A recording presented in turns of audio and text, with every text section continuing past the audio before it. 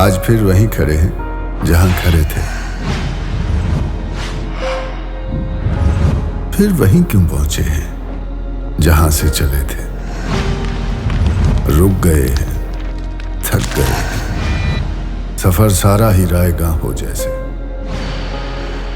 थक के ठहरा कोई कारवां हो जैसे। ये आखिरी पहर की घटती हुई तारीकी है, जरा रुको तो सही, अभी उम्मीद बाकी है। मायूस ना होना, गुबार बेयकीनी का छटने वाला है। रोशन कल फिर से पलटने वाला है। रुका हुआ पहिया चलेगा फिर से, दिया जो बुझ गया था जलेगा फिर से। फिर से आएगी वो महकती चमकती सी सहर, फिर से एक बार शुरू होगा उजालों का सफर।